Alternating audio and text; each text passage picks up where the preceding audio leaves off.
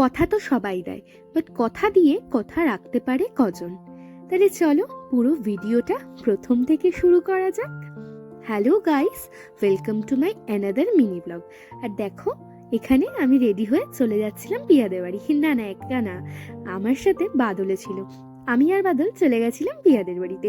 গিয়েই দেখছি কত কত ফুল দিয়ে কত সুন্দর করে পুরো বাড়িটা কিন্তু ডেকোরেশন করা। হ্যাঁ, সেদিন কি ছিল পিয়া আর সৌজাত্যদার এঙ্গেজমেন্ট সেরিমনি। তো ফাইনালি 5 বছরের ভালোবাসা পূর্ণতা পেল। এখানে ওদের মুখটা দেখেছো? ওরা কতটা খুশি, আর খুশি হবেই না বা কেন বলো? খুশি তো আজ হবে। হইতে পিয়া দাসকে স্ত্রী হিসেবে গ্রহণ করল। এখানে দেখেছো দাদা কত ভালোবেসে কথাটা বললো, কতটা মন দিয়ে কথাটা বললো। তারপরে এরা এখানে একটু কেক কাটিং করে নিয়েছিল। তারপরে দেখো কাকু আর কাকিমা কিন্তু ওদের দুজনকে আশীর্বাদ করছিল।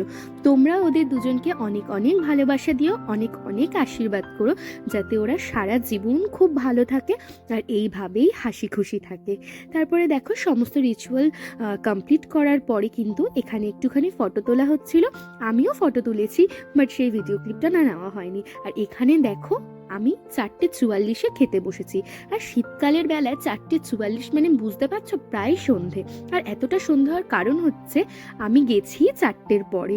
তারপরে দেখো এখানে কি কি মেনু ছিল তোমাদের সাথে শেয়ার করি। গরম গরম ভাত ছিল, তার সাথে ছিল বেগুনি, তারপরে ছিল এখানে মাছের মাথা দিয়ে ডাল, মাছও ছিল, তারপরে ছিল স্যালাড, তারপরে দিয়ে দিয়েছিল চিকেন কষা, তারপরেই কিন্তু ছিল চাটনি, পাঁপড়, আর হচ্ছে মালাই চমচম, রসগোল্লাটা যদিও আমি খাইনি। আর এখানে আমি একটু রিয়াদির সাথে ছবি তুলছিলাম।